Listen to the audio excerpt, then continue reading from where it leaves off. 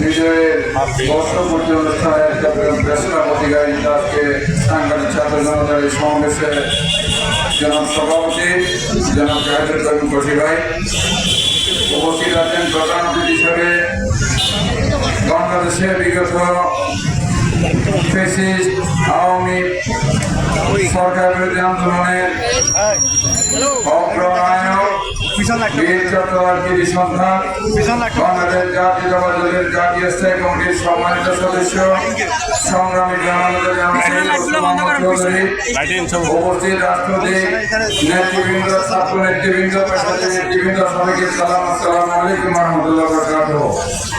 আজকে বিজয়ের একটি বর্ষ পূর্তি আমরা উদযাপন করতে যাচ্ছি।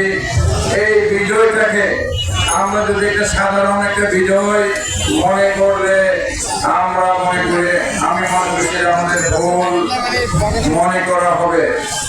এই বিজয়টা হচ্ছে বাংলাদেশের 18 কোটি মানুষের আবেগের বিজয়, বাংলাদেশের 18 কোটি মানুষের স্বপ্নের বিজয়, বাংলাদেশের 18 কোটি মানুষের আত্মত্যাগ এবং আমাদের ভাই বোনদের রক্তের বিনিময়ে অর্জিত বিজয়।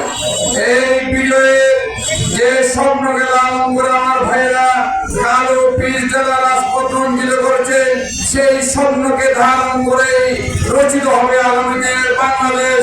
সেই স্বপ্নকে ধারণ করে রচিত হবে আগামী দিনের বাংলাদেশের অর্থনীতি, রাষ্ট্রনীতি, রাজনীতি।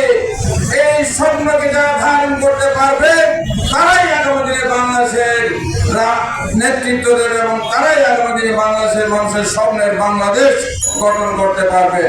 এই প্রেস ক্লাবের সাংবাদিক বন্ধুরা আজকে ছাত্র জনতার যে সমাবেশের মধ্য দিয়ে বিজয় উৎসব পালন করতে যাচ্ছে, এখানে অনেক নেতৃবৃন্দ বক্তারা বলেছেন এই প্রেস ক্লাব বিগত ছাত্র জনতার আন্দোলনের বিরুদ্ধে এই প্রেস ক্লাবের কিছু সদস্য পুরানগার সদস্য কি ভূমিকা রেখেছিল।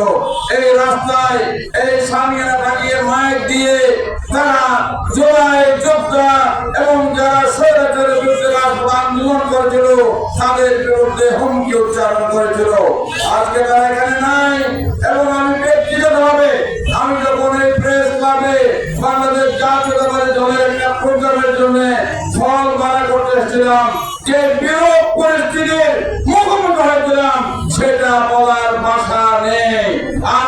আমরা চাই এই চট্টগ্রাম প্রেস ক্লাব শুধু বাংলাদেশের সকল প্রেস ক্লাব, পেশাজীবী সংগঠনগুলো বাংলাদেশের যে জনগণের যে আগামী দিন যে স্বপ্ন, সেই স্বপ্ন বাস্তবায়নে কাজ করে যাবে এবং প্রেস ক্লাব জনগণের আকাঙ্ক্ষা বাস্তবায়নে কাজ করবে। বাংলাদেশের জনগণ, চট্টগ্রামের জনগণ প্রেস ক্লাবের সদস্যদের সাথে আছে এই বক্তব্য ব্যক্ত করে আজকের অনুষ্ঠানের জন্য সবাইকে ধন্যবাদ জানিয়ে আমি আমার কথা শেষ করছি। বাংলাদেশ জিন্দাবাদ। আসসালামু আলাইকুম ওয়া রাহমাতুল্লাহি ওয়া বারাকাতুহু। শাপলা টেলিভিশন, দেশীয় ঐতিহ্যের ধারক।